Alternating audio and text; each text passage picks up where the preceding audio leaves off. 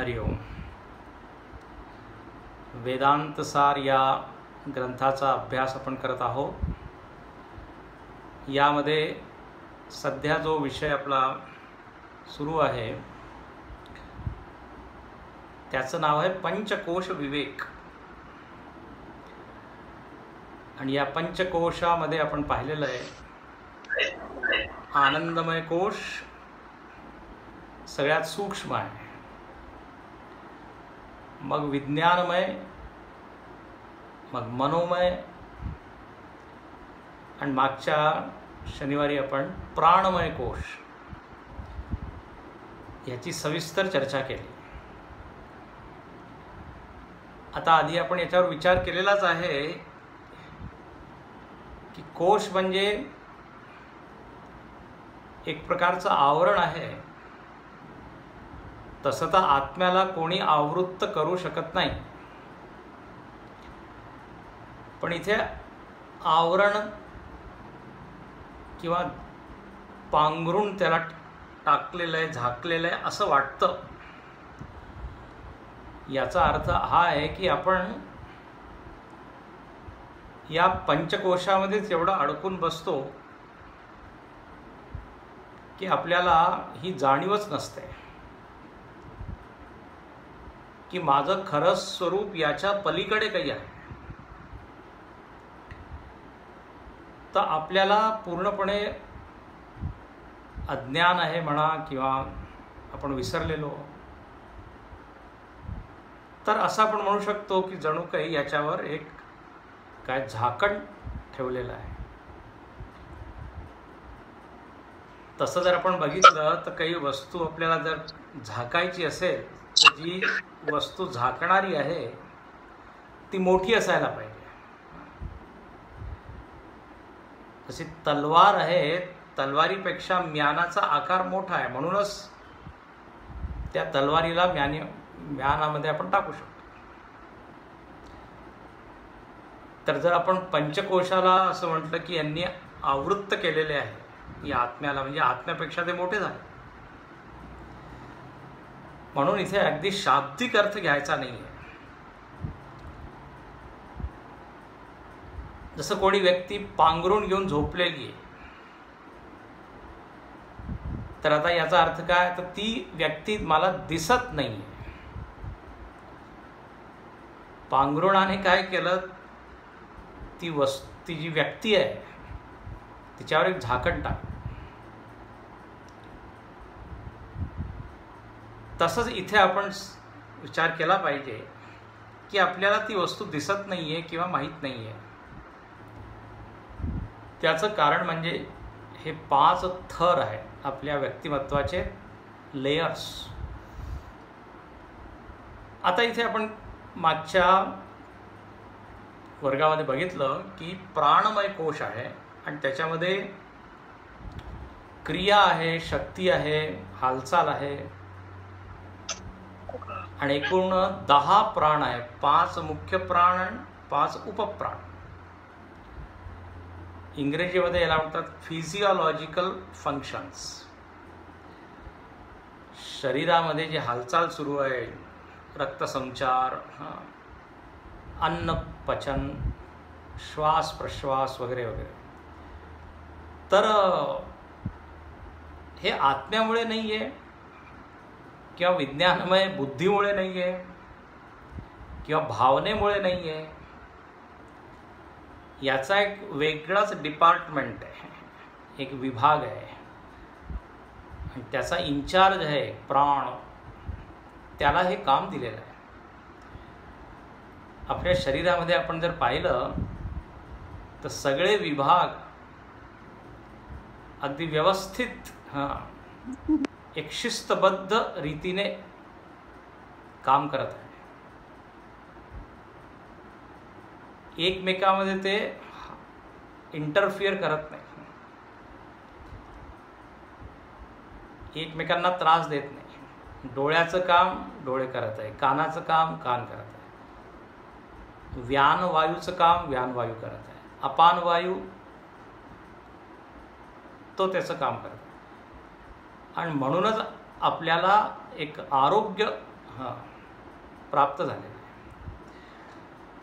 शरीर कसं आहे तर म्हणे एकदम स्वस्थ आहे, निरोगी. आता इथे म्हणतात की प्राणमय कोश, विज्ञानमय कोश आणि मनोमय कोश या तिघांना जर आपण एक केलं, तिघांचा एक गट आपण जर बनवला तर त्यालाच आपण म्हणू सूक्ष्म शरीर.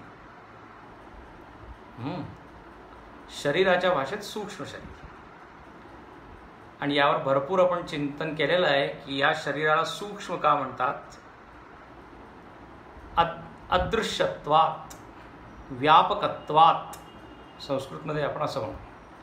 व्यापकत्वात सूक्ष्म, व्यापक असल्या कारणाने सूक्ष्म आहे. अदृश्यत्वात, अदृश्य असल्या कारणाने सूक्ष्म आहे. अदृश्य म्हणजे इंद्रियग्राह्य नाही आहे. तर असं हे सूक्ष्म शरीर आहे. म्हणून 108 ओवी जी आपण पाहिली मागे त्याच्यामध्ये हेच वर्णन आहे. विज्ञानमय, मनोमय आणि प्राणमय कोश मिळून सूक्ष्म शरीर रचुनी एक झाले. आनंदमय कोश जो सर्वात सूक्ष्म आहे त्याला आपण म्हणू कारण शरीर. आता इथे याला म्हणतात की सूक्ष्म शरीर जे आहे स्वतःहून काय म्हणजे जड आहे, त्याच्यामध्ये काही चैतन्य नाही. जोपर्यंत चैतन्याचं सानिध्य त्याला मिळत नाही तोपर्यंत त्याच्यामध्ये जीवन नाही, निर्जीव आहे सध्या. म्हणून पहा इथे पुढच्या ओळीमध्ये म्हणतात 109, सूक्ष्म शरीरामध्ये प्रतिबिंब चैतन्याचे पडिले, तैजस नाव झाले त्याचे आता. सूक्ष्म शरीरामध्ये प्रतिबिंब चैतन्याचे पडिले, तैजस नाव झाले त्याचे आता. आता इथे हा महत्त्वाचा मुद्दा आहे.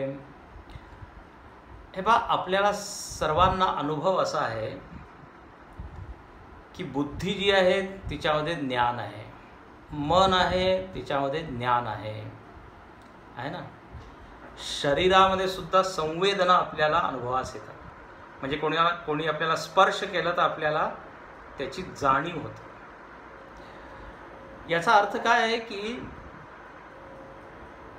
या बुद्धीमध्ये, मनामध्ये, शरीरामध्ये चैतन्याचा अनुभव होत आहे. तर म्हणजे आता हा अनुभव का होत आहे.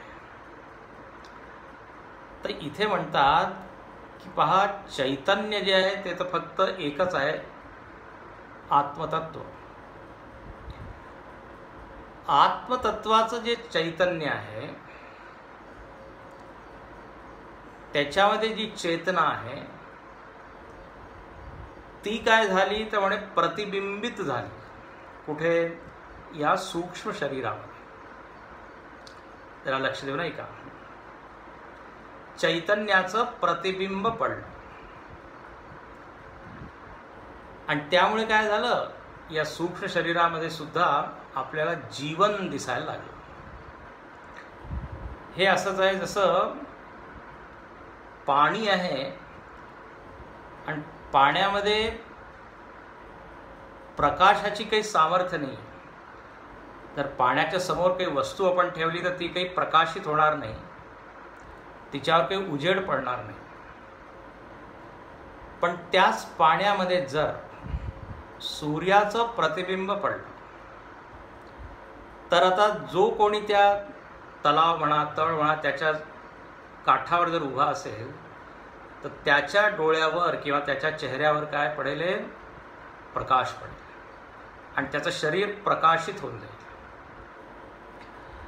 आता पाण्यामध्ये स्वतःहून तर प्रकाशन सामर्थ्य नाही, ती शक्ती नाही त्याच्यात.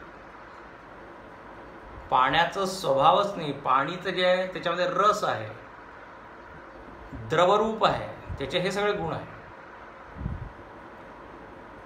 पण काय झालं, सूर्याच्या सानिध्यामध्ये, सूर्याच्या सहवासात असल्या कारणामुळे त्यात तलावामध्ये किंवा तळ्यामध्ये काय झालं, सूर्याचं प्रतिबिंब पडलं आणि मग जसं सूर्याच्या प्रकाशात आपण वस्तू पाहतो तशी त्या प्रतिबिंबाच्या प्रकाशात आपल्याला वस्तू दिसायला लागली. आता हे झालं उदाहरण. आता त्याचप्रमाणे आपल्या मन बुद्धीमध्ये हे तर पंचमहाभूतापासून बनलेलं आहे, सूक्ष्म पंचमहाभूतापासून. आणि लक्षात ठेवा, पंचभूत सर्वच्या सर्व पंचभूत पंचतत्व जड आहे. मग आता त्याच्यामध्ये म्हणजे पंचभूतापासून जी वस्तू बनली आहे, निर्मित झालेली, तिच्यामध्ये हा गुण कुठून आला? बुद्धी जाणत आहे, मनाला भावनांचा अनुभव होत आहे, इंद्रियांना सुद्धा, ज्ञानेंद्रियांना जाणीव होत आहे विषयांची, शब्द स्पर्श यांचं ती ग्रहण करत आहे. तर म्हणे हे सर्व कुठून आलं? तर म्हणे चैतन्याचं प्रतिबिंब या सूक्ष्म शरीरामध्ये पडलं. आता पाय, इथे जरा विचार असा करायचा आहे. कोणी प्रश्न असं करू शकतो, कोणाच्या मनात प्रश्न असा येऊ शकतो की हे चैतन्याचं प्रतिबिंब कसं पडेल आणि मग या सर्व वस्तू कशा सजीव होतील? प्रश्नाचा हेतू काय? तर पहा, सूर्याचं प्रतिबिंब पडतं हे तर कळतं, सहज, म्हणजे सोपं आहे. कारण सूर्याचा एक आकार आहे, पाण्याचा एक आकार आहे, त्याच्यामध्ये सूर्य प्रतिबिंबित होतं. पण इथे चैतन्य जे आहे, चैतन्याचा तर काही आकार नाही आहे ना. प्रश्न जर निराकार आहे, मनबुद्धीचा तर आपल्याला काही आकार दिसत नाही. मग निराकार वस्तूचं प्रतिबिंब कसं पडेल? जर सखोल विचार केला तर असा हा प्रश्न येऊ शकतो. प्रतिबिंब त्याचंच पडतं ज्याचा काही आकार आहे. तर चैतन्य तर तुम्ही सारखं म्हणतात की निर्गुण आहे, निराकार आहे, अवर्णम, त्यात काही वर्ण नाही, रूप नाही, अरूपम. तर मग प्रतिबिंब पडलं याचा अर्थ काय? तर पहा, उदाहरण जे दिलं जातं ना, उदाहरणामध्ये आणखीन सिद्धांतामध्ये, दृष्टांत आणि सिद्धांत यामध्ये पूर्ण साम्य कधीच नसतं. जर पूर्ण साम्य असेल तर हे दोन वेगवेगळे राहणारच नाही. दृष्टांतामधील अर्धांश आपल्याला घ्यायचा आहे. अर्धांश असा की पहा, त्या पाण्यामध्ये काही सामर्थ्य नव्हतं, पण त्याच्यामध्ये ते दिसायला लागलं, प्रकाशन सामर्थ्य. कारण सानिध्य, सहवास, त्याच्या कॉन्टॅक्टमध्ये त्या. त्याचप्रमाणे चैतन्याचं प्रतिबिंब पडलं असं म्हणण्यापेक्षा असं म्हणायचं, म्हणजे समजावं लागेल की मनबुद्धीमध्ये जर आपल्याला चेतना दिसत आहे तर जरूर याच्या संपर्कात चैतन्य आलं असेल. म्हणूनच त्या चैतन्याचा प्रभाव या मनबुद्धीमध्ये दिसत आहे. मनबुद्धी सजीव आहे आणि स्वतःहून ती सजीव नाही आहे, तर मग आपल्याला सहज म्हणजे आता कारण शोधावं लागेल. तर मग म्हणतात की चैतन्याच्या सानिध्यात. आता त्याला तिथे म्हटलेलं आहे प्रतिबिंब पडलं. तर प्रतिबिंब म्हणजे असं काही असं नका समजू की सूर्यासारखा आत्मा असं आतमध्ये काय चमकत आहे आणि मग मनबुद्धीवर त्याचं असं प्रतिबिंब पडलं, असं नाही. आपला जो अनुभव आहे त्याचं विश्लेषण करत आहे, लक्षात घ्या. तर मी मुद्दाहून हा मुद्दा आज सांगत आहे, कारण प्रश्न लोकांना येत असतो, प्रतिबिंब कसं पडेल? तर प्रतिबिंबाच्या द्वारे ती जी वस्तू आहे त्याच्यामध्ये एक नवीन गुण येतो, पाण्यामध्ये जसं आहे त्याचप्रमाणे इथे आहे. एवढंच इथे समजायचं. तर सूक्ष्म शरीर काय झालं तर म्हणे सजीव झालं. आणखीन आता त्या चैतन्याचं नाव चैतन्य अधिक सूक्ष्म शरीर बरोबर तैजस, त्याला काय म्हणू आपण तैजस. आता हे माझंच नाव आहे, आपलंच नाव आहे. जेव्हा सूक्ष्म शरीराशी मी युक्त होतो तर त्या चैतन्याला तैजस म्हणतात. आणि आणखीन ज्याला अगदी टेक्निकल तांत्रिक शब्दामध्ये सांगायचं असेल तर सूक्ष्म शरीराभिमानी चैतन्य तैजस. सूक्ष्म शरीराभिमानी, अभिमानी म्हणजे सूक्ष्म शरीराशी ज्याचं तादात्म्य, तर तैजस नाव. आणि आता पहा, या सूक्ष्म शरीरामध्ये तेज आहे की नाही, आहे की नाही. बुद्धी तेजस्वी आहे, इंद्रिया तेजस्वी आहे, तर तैजस नाव असं झालं. आता हे तर व्यष्टी जीवनामध्ये झालं. हां, व्यष्टी जे वैयक्तिक वेगवेगळे जे जीव आहे त्यांच्यामध्ये ही घटना घडली. आता इथे म्हणतात समष्टीच्या संदर्भात, समष्टीच्या स्तरावर सुद्धा हीच घटना घडली. आणि समष्टी सूक्ष्म शरीरामध्ये चैतन्याचं प्रतिबिंब पडलं, म्हणजे परत चैतन्याचा संयोग तिथे झाला. आणि म्हणून काय झालं, समष्टी सूक्ष्म शरीर सुद्धा जिवंत झालं. म्हणून पुढची होईल, समष्टी शरीराच्या उपाधीत चैतन्य झाले प्रतिबिंबित, नाव झाले कल्पित हिरण्यगर्भ. समष्टी शरीराच्या उपाधीत चैतन्य झाले प्रतिबिंबित, नाव झाले कल्पित हिरण्यगर्भ. आता जसं व्यष्टी विज्ञानमय, प्राणमय, मनोमय आहे, तसंच समष्टी विज्ञानमय. आता अनेक वेळा आपण पाहिलेलं आहे की जसं या पिंडामध्ये आहे तसंच ब्रह्मांडामध्ये आहे. तर एक समष्टी बुद्धी आहे, एक समष्टी मन आहे, एक समष्टी प्राण आहे. Total mind, total intellect, total प्राण त्याला म्हणतात. आणि आता ते माध्यम, जसं आपलं व्यष्टी सूक्ष्म शरीर फार छान माध्यम आहे, तिथे चैतन्य दिसू शकतं. जसं पाणी छान माध्यम आहे, तिथे सूर्य प्रतिबिंबित होऊ शकतं. जमिनीवर सूर्याचा प्रकाश पडत आहे पण तिथे काही रिफ्लेक्शन नाही, कारण जमीन माध्यम नाही आहे, बरोबर माध्यम नाही आहे त्याला रिफ्लेक्ट करण्यासाठी. सूक्ष्म शरीर आहे,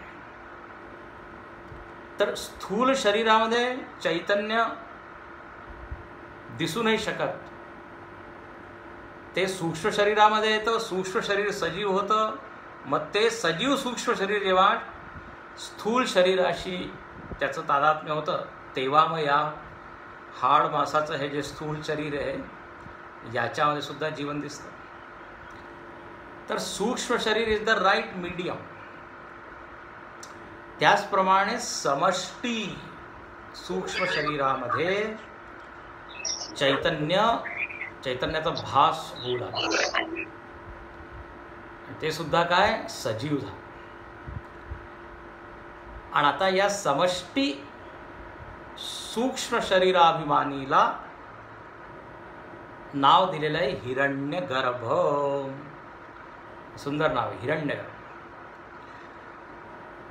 हिरण्यगर्भ म्हणजे देवाचंच नाव आहे. देवाचे 3 वेगवेगळे स्तर आहे. एक आहे अव्यक्त, आपण आधी पाहिलेलं आहे, समष्टी कारण शरीर.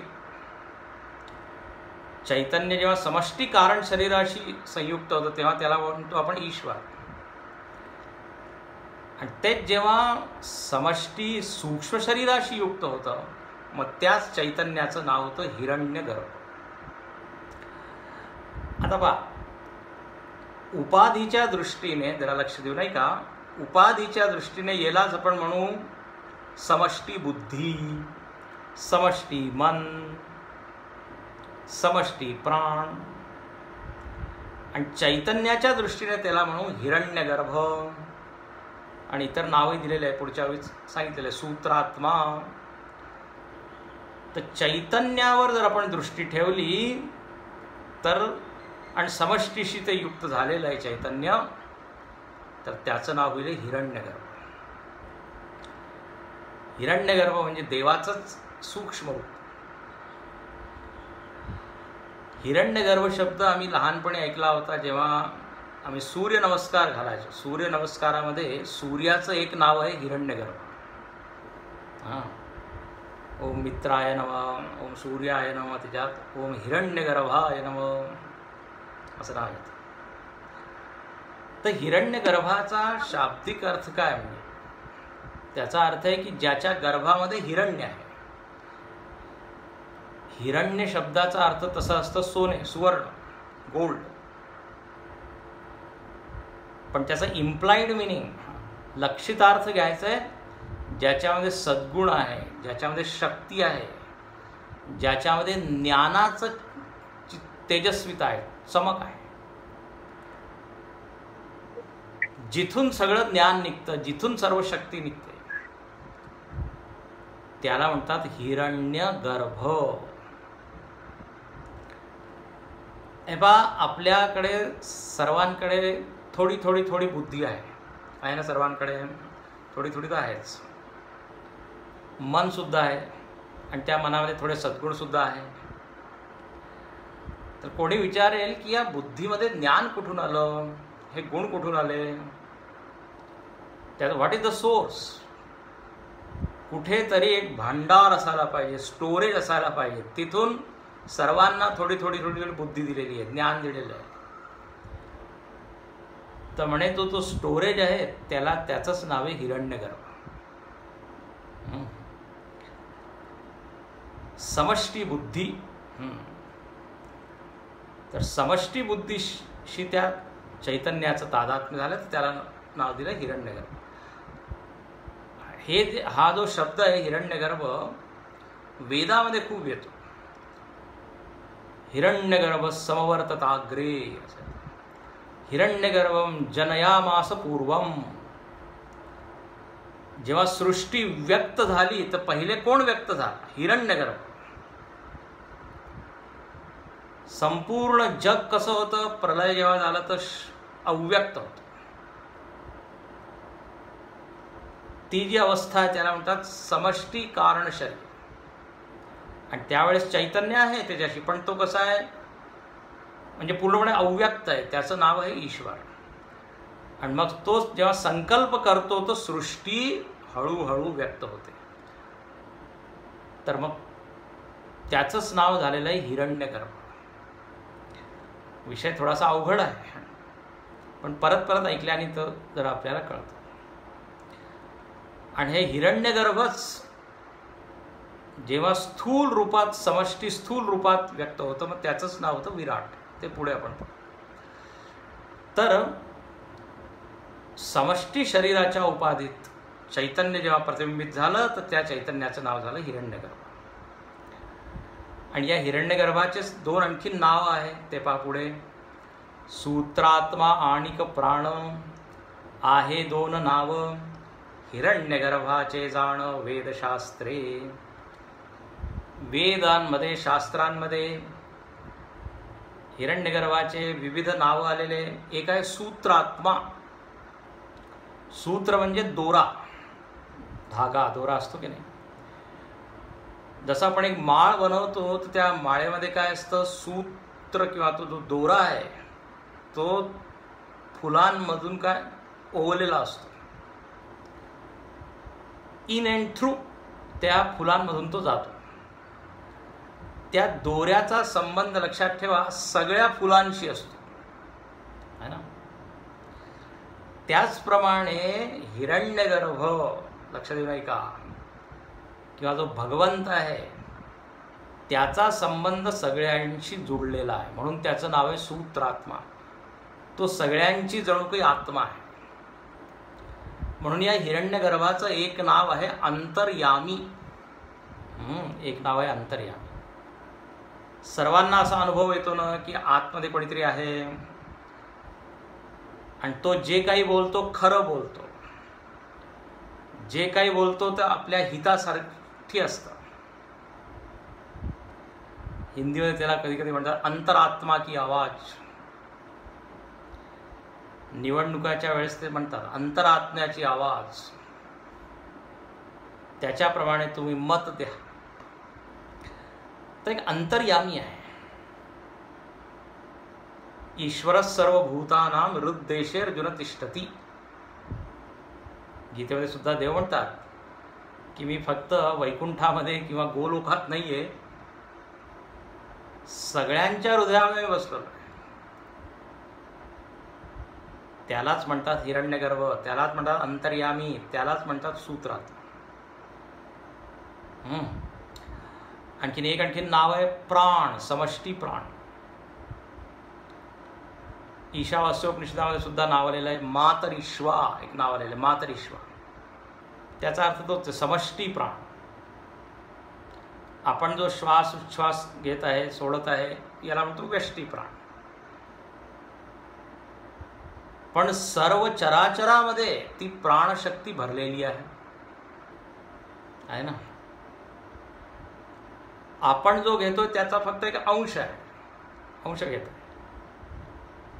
तर समष्टी प्राणाला म्हणून म्हटलेलं आहे हिरण्यगर्भ. तर त्याच्यामध्ये 3 आहे, ज्ञान आहे, गुण आहे, शक्ती आहे. ज्ञानशक्ती, क्रियाशक्ती, इच्छाशक्ती.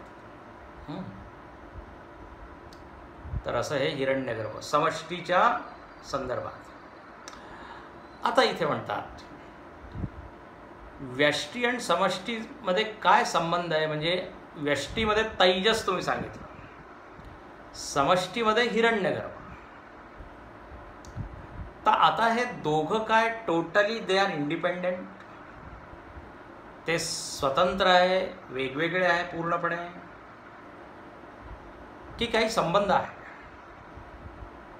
तेथे पहा पुढच्या ओळीमध्ये म्हणतात जैसा वृक्ष आणि वनाचा, तैसा तैजस आणि हिरण्यगर्भाचा संबंध आहे दोघांचा भेदाभेद.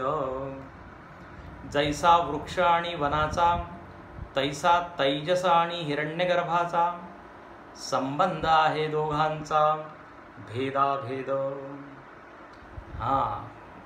छान इथे ही ओवी आहे. यामध्ये म्हणतात की पहा समष्टी प्राण आणि व्यष्टी प्राण. चला आधी इथूनच सुरुवात. दोघांमध्ये तसा तर काय अभेद आहे.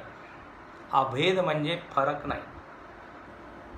फरक नाही याचा अर्थ असा की व्यष्टी प्राण समष्टी प्राणापासून जर वेगळे केले तर त्याचं जीवनच समाप्त. सोपं आहे समजण्यात. जर बाहेर वारं नसेल तर हे प्राण जे आहे की काम करू शकतील का. ऑक्सिजन नसेल बाहेर. याचा अर्थच काय की समष्टी प्राणाशी व्यष्टी प्राण जुळलेले आहे ना. अभेद आहे. जर समष्टीच्या दृष्टीने आपण बघितलं तर अभेद आहे. पण जर व्यष्टीच्या दृष्टीने बघितलं, एक एक जीवाला आपण जर बघितलं तर सगळ्यांचे प्राण काय वेगवेगळे. पण सगळ्यांची शक्ती वेगवेगळी आहे ना, श्वास घेण्याची सोडण्याची. तर या दृष्टीने बघितलं तर व्यष्टी प्राण आणि जी समष्टी प्राण आहे त्यामध्ये भेद आहे. पण याच्या पुढचं सत्य म्हणजे काय की हे व्यष्टीला तुम्ही जर सोडलं किंवा जर व्यष्टीला बघितलं की काय समष्टीपासून जर याला वेगळं केलं तर काय प्राण काम करेल का. नाही करणार. तर अभेद आहे. जसं उदाहरण दिलेलं आहे इथे वृक्ष आणखीन वन.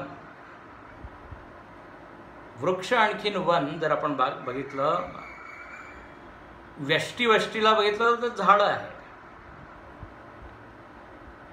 पण जर एक आपल्याला शब्द द्यायचा असेल तर काय जंगल. त्याचप्रमाणे अच्छा. तर उपाधी व्यष्टी प्राण आणि समष्टी प्राण ही उपाधी आहे. याच्यामध्ये भेदाभेद संबंध आहे. त्याचप्रमाणे चैतन्याचा जो संबंध आहे या प्राणाशी त्यालाच आपण तैजस म्हटलेला आहे. आणि तिकडे हिरण्यगर्भ म्हटलेलं आहे. तर आता हिरण्यगर्भ आणि तैजस हे दोन्ही चैतन्य आहे. हां, हे दोघं सुद्धा काय जुळलेले आहे, अभेद आहे याच्यामध्ये सुद्धा.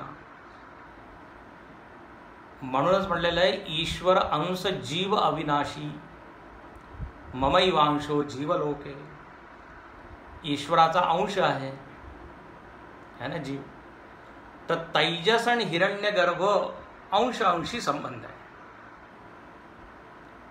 पूर्णपणे भिन्नही आपण जर व्यष्टीला पाहिलं तर भिन्न आहे, समष्टीला पाहिलं तर जोडलेलं आहे. म्हणून म्हणतात भेदाभेद. एका दृष्टीने अभेद, दुसऱ्या दृष्टीने भेद. तर उपाधी म्हणजे मन बुद्धी जर ही उपाधी पाहिली आणि समष्टी बुद्धी पाहिली तर समष्टी बुद्धी आणि व्यष्टी बुद्धी एका दृष्टीने पाहिलं तर काय अभेद आहे. कारण ही स्वतः बुद्धी एकटी काही काम करू शकत नाही जोपर्यंत समष्टीचा आशीर्वाद कृपा तिच्यावर होणार नाही. म्हणून अभेद आहे. आणि जर फक्त बुद्धीला पाहिलं तर हा माझी बुद्धी वेगळी, याची बुद्धी वेगळी, त्याची बुद्धी वेगळी, मग भेद झाला. जसं एक बोट आहे, बोट आणि या पूर्ण शरीरामध्ये आपण पाहिलं तर भेदाभेद संबंध आहे. बोट जे आहे त्याचं एक स्वतंत्र एक अस्तित्व आहे, व्यक्तिमत्व आहे. बोट नाक नाही आहे, नाक कान नाही आहे. It has got its own function and personality. पण ह्या बोटाला जर वेगळं केलं, ठीक आहे, जर तू स्वतंत्र अस्तित्व आहे तर बरं, हा मग वेगळं राहू शकेल काय बोट? याचाच अर्थ अभिन्न आहे. तर भिन्न अभिन्न असा एक संबंध आहे. तर जीव ईश्वर आणि उपाधी दोघांमध्ये भेदाभेद संबंध आहे. उपाधी आणि उपाधीमध्ये उपहित चैतन्य. उपाधी झाली समष्टी मन, समष्टी बुद्धी, समष्टी प्राण. इकडे व्यष्टी मन, व्यष्टी बुद्धी, व्यष्टी प्राण.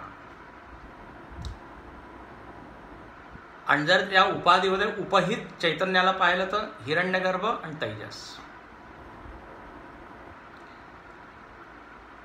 तर याप्रमाणे उपाधी आणि उपहित दोघांमध्ये जर आपण दोघांच्या दृष्टीने बघितलं तर भेदाभेद संबंध आहे. विषय थोडा कठीण आहे पण सांगून देतो, कधी ना कधी थोडं थोडं आपल्याला कळेल. परत परत आपण जेव्हा ऐकू तर स्पष्ट होतं. सोप्या भाषेत सांगायचं झालं तर माझं स्वतंत्र अस्तित्व या ब्रह्मांडामध्ये वेगळं होऊ नाही शकत. मी या समष्टीमधल्या काय एक युनिट आहे, एक इकाई आहे त्याला. तर संबंध आहे दोघांचा भेदाभेद. आणखीन परत मी मागे सुद्धा सांगितलेलं आहे, जर आपल्याला जास्त बुद्धी पाहिजे, चांगल्या भावना पाहिजे, चांगले गुण पाहिजे तर हिरण्यगर्भाशी तादात्म्य करा. कारण त्याच्याकडे तर भांडार आहे, भरपूर आहे त्याच्याकडे. हिरण्यगर्भ म्हणजे सोप्या भाषेत ईश्वर किंवा देव. त्याच्यामध्ये समष्टी ज्ञान आहे. तर ही व्यष्टी बुद्धी जर त्याच्याशी आपण कनेक्ट केली तर आपल्या जीवनामध्ये सुद्धा तेजस्विता, सद्गुण वगैरे वगैरे, संपत्ती, ज्ञान संपत्ती सगळी येते. म्हणून जे मोठे मोठे उपासक झालेले आहेत, भक्त लोक, त्यांनी हेच काम केलं आहे. मागे मी उदाहरण दिलेले आहे. एवढे मोठे मोठे संत कसं काय एवढं लिहितात, किती लेखन कार्य, त्यांचं वाङ्मय जर बघितलं, संत वाङ्मय, कुठून त्यांना ती प्रज्ञा किंवा बुद्धी प्राप्त झालेली आहे? त्यांनी उपासना केली. आता अगदी शास्त्रीय भाषेत सांगायचं तर हिरण्यगर्भाची उपासना आहे. आता विठ्ठल आहे किंवा राम आहे, कृष्ण आहे, शिव आहे, तोच हिरण्यगर्भ आहे. तर मग त्याच्या कृपेमुळे असे काही विचार त्यांना मिळालेले ज्याबद्दल आपण विचार करू शकत नाही, आपली मती गुंग होते. असे विचार, असं चिंतन, असे रहस्य त्यांनी सांगितले. याचं कारण they are directly connected to the source. तर म्हणून संबंध आहे दोघांचा भेदाभेद.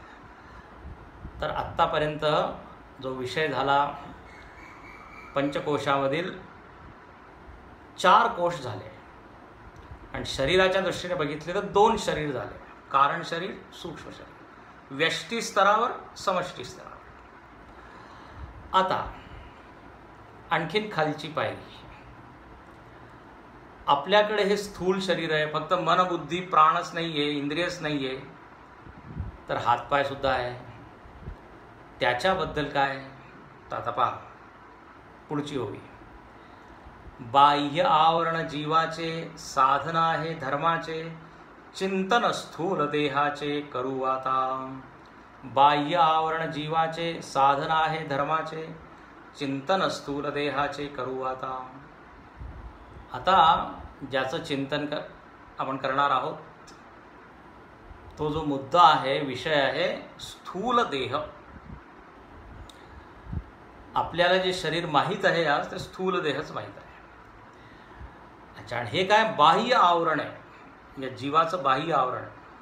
मन, बुद्धी, प्राण वगैरे तर आपल्याला काही दिसत नाही.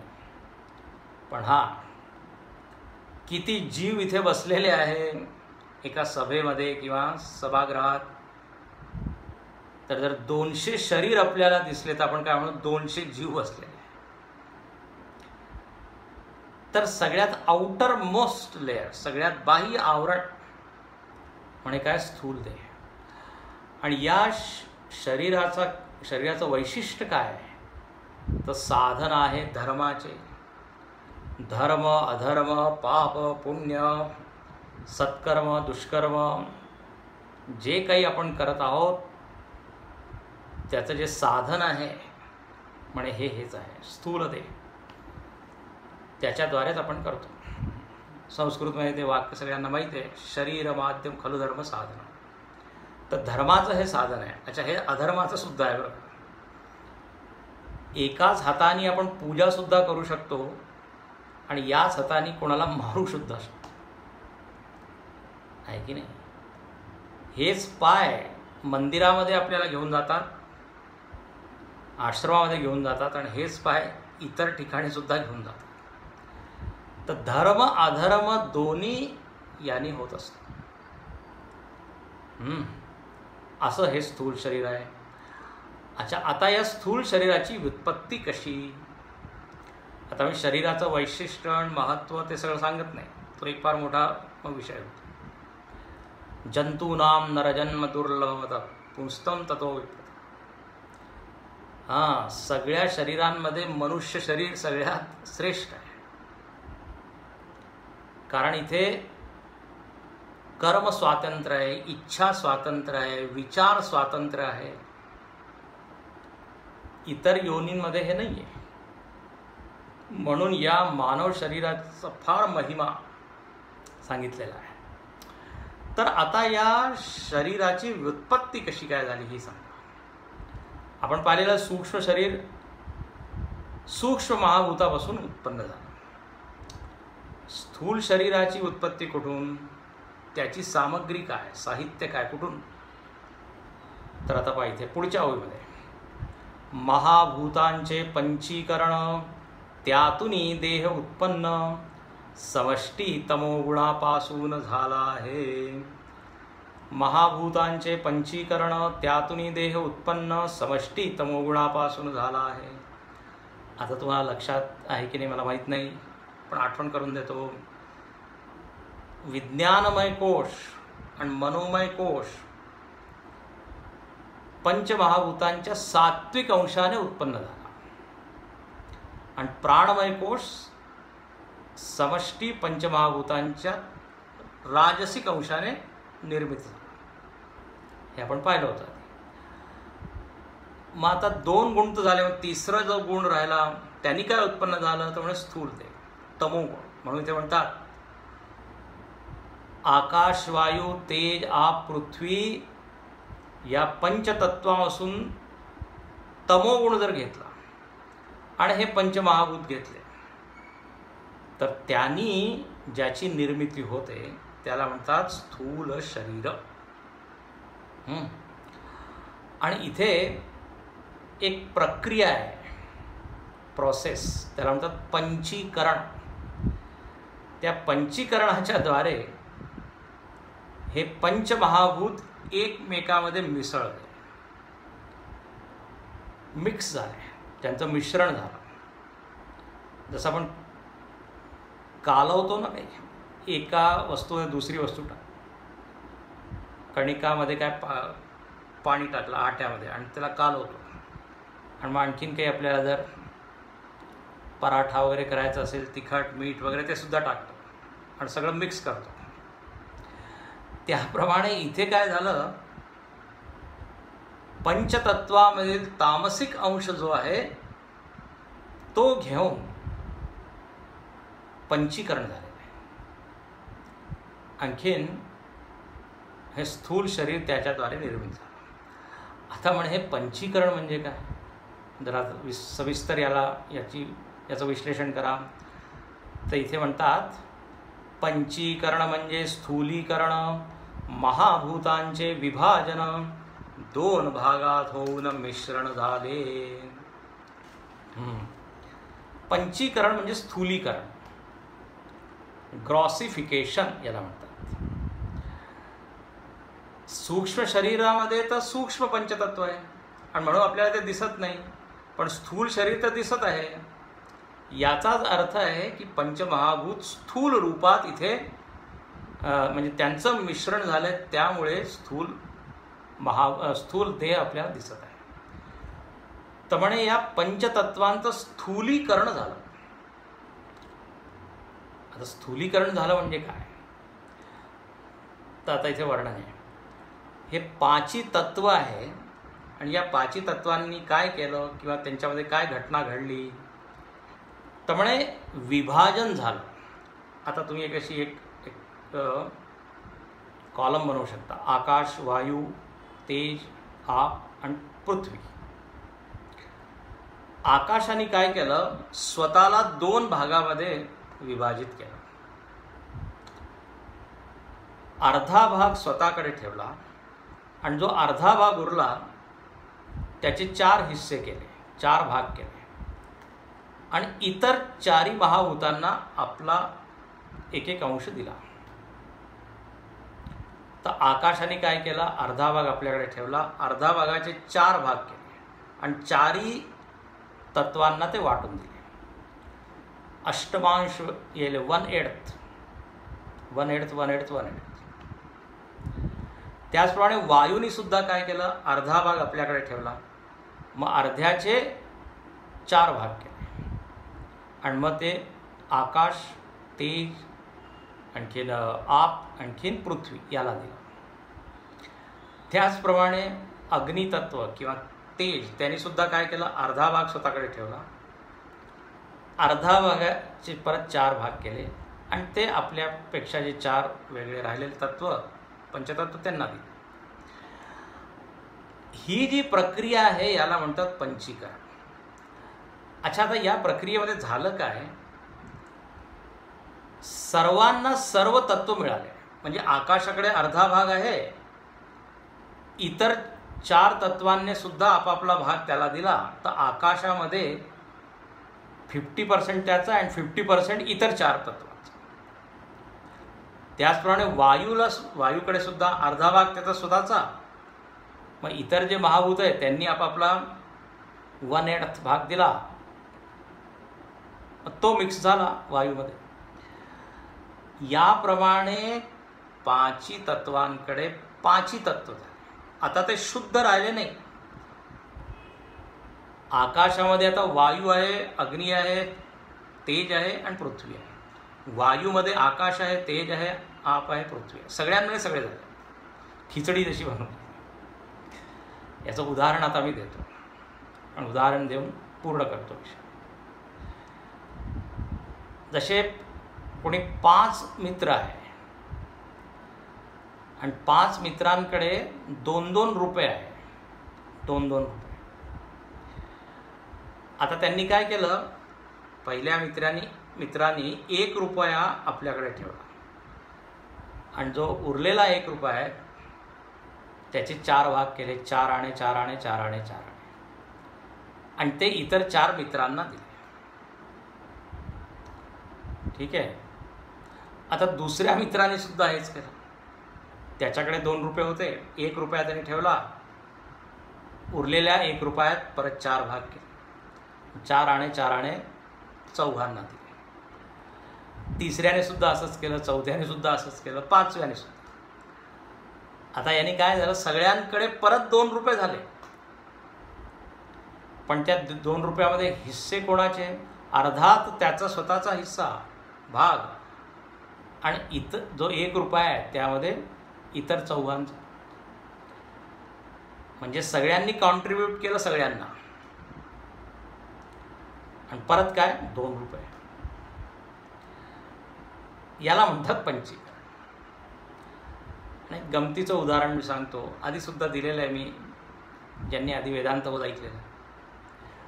म्हणे 5 लोक काय सहलीसाठी गेले, पिकनिक, आणि त्यांनी ठरवलं की तू पोळ्या आण, तू भात, तू वरण आण, तू भाजी आण, तू मिठाई आण. 5ही मित्रांनी एक वस्तू आणण्याचं सांगितलं, आणि 5ही लोक गेले आणि त्यांनी काय केलं, ज्यांनी भात आणला होता अर्धा भात आपल्याकडे ठेवला आणि जो उरलेला भात आहे सगळ्यांना वाटून दिला. ज्यांनी भाजी आणली थोडी भाजी स्वतःकडे ठेवली, दुसऱ्याला दिली. याप्रमाणे 5ही लोकांकडे 5ही वस्तू झाल्या की नाही. एक गंमत सांगतो. एकदा एक सहल होती आणि सहलीमध्ये असंच सगळ्यांनी ठरवलं, तू मिठाई आण, तू लोणचं आण, तू भाजी आण. तू काय आणेल, म्हणे मी चटणी घेऊन. एकाला विचारलं तू कोण आण, तू काय आणेल, तर म्हणे मी माझ्या नातेवाईकांना घेऊन. बायका पोरा, कोणी खाणारा सुद्धा पाहिजे ना. तर पंचीकरणामध्ये मुख्य मुद्दा असा आहे की हे पंचतत्व आपसात एक दुसऱ्यामध्ये काय मिसळले, आणि म्हणूनच काय झाले, ते स्थूल झाले. आता हे जे शरीर आपण घेऊन बसलो आहे, पंचीकरणाचाच परिणाम आहे. म्हणून इथे म्हणतात की हे पंचीकरण स्थूलीकरण आहे. याप्रमाणे स्थूल देहाची निर्मिती झाली. आता कोणी म्हणेल हे तुम्ही गोष्ट रूपात सांगितलं की हे 5 तत्व होते, यांनी असं केलं असं केलं. हे वेदांमध्ये सुद्धा आहे का,